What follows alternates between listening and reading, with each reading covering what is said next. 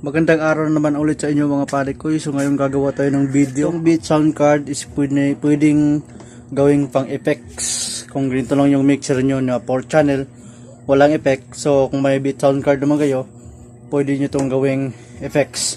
Gamit lang itong mixer at isang amplifier. So ito lang mga kailangan na connection mga pare ko. Ito. So 3.5mm na jack na ang dulo ay RCA. So para to sa ating V8. At isang RCA cable, RCA to RCA.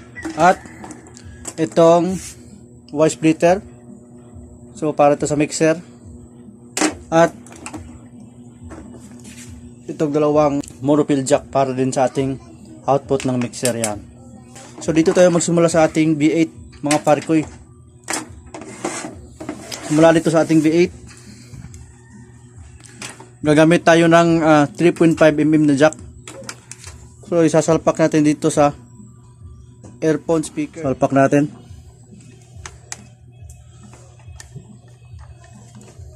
Yan, so nakasalpak na mga parikoy. So mula naman dito sa ating V8, ito ay papuntang channel 1 ng mixer.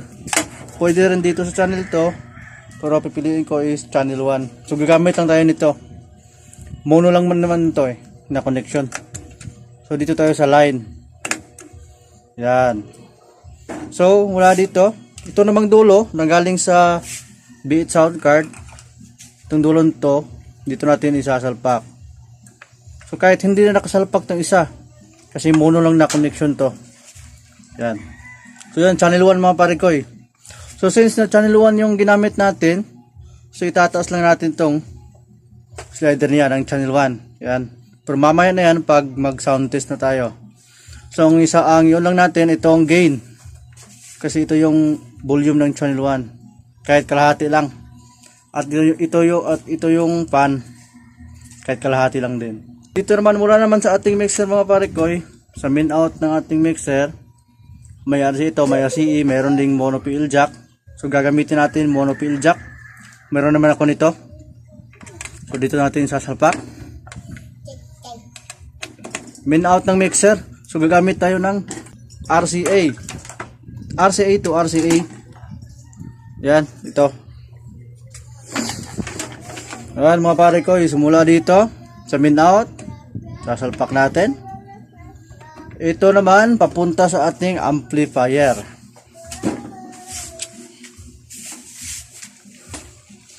Yan mga pare ko, gaya pa rin dati, dito ako sa tape mag-i-input.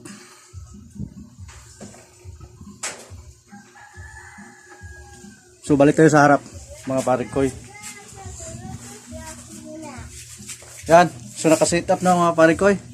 I-on lang natin tong mga gamit natin. So yun natin yung mixer. Yan, nag-una. At itong amplifier. Yun, pumitik to yung relay. At yun naman natin tong ating Beats sound card.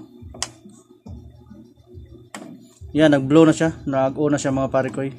So ngayon, gaya ng sinabi ko kanina, since na channel 1 yung ginamit natin, kailangan lang natin itaas yung slider ng channel 1. Ito yung volume niya. Yan. Iyon lang natin tong amplifier natin. So i-volume natin sa kalahati lang muna. Tapos dito lang tayo magko-control sa mixer. So yun mga parikoy, sinabi ko kanina, itong V8 sound card is pwede natin gawing mga effects. So ito na yun mga parikoy. So ito yung mga effects niya. Ito yung mga pindutan ng mga effects niya.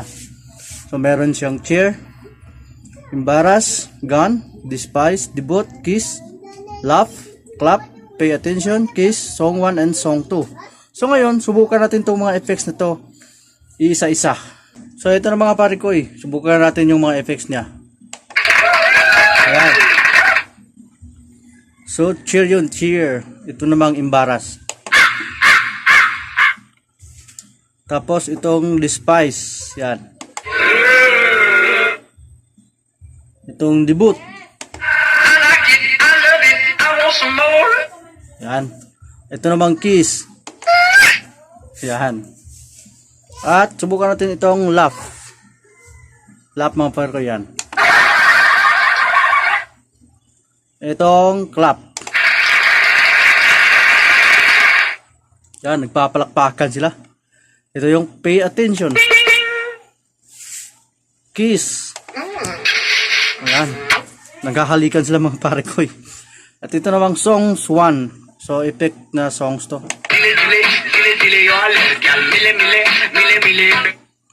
Ayan. So, meron tayong songs 2. Ayan. So, yun mga pare ko, yung mga effects ng beat sound card na sinasabi ko. Ayan. So, meron kasi klaseng effects. So, inulit ko, merong cheers. Kung merong nagpapatawa, pindutin nyo itong tumatawa. Ayan. Lalo na sa mga event. Kunwari, may sit up kayo sa event. May mga, nagpapatawa sa event. So, meron tayong effects na naghanda na pindutin. At meron ding nagpe-perform. So, pagkatapos ng perform, pwede nyong pinutin yung clap. Yan. So, yun pa rin ko yung mga effects na nasabi ko. Meron akong video nito nung una. Ganito rin yung connection, pero video key setup yun. Ang beat sound card pare ko, pwede na natin ding lagyan ng, kung gusto nyo mag video key, pwedeng lagyan ng mic. Salpakan ng mic. Kasi meron siyang salpakan ng dynamic mic. Yan, So, bukan natin lagyan ng mic. So, yan mga pare ko, nasalpakan natin yung mic natin. Meron pang scotch tape, Yan. So, i-volume lang natin tong pinaka mic volume niya. At echo. Yan. Meron din itong effect sa mic. So, pwedeng mag-iiba-iba ang boses mo. Mga pare ko, pag ito yung gamit mong beat sound card. Pitch bend. Ayan, pitch bend. Pinutin natin.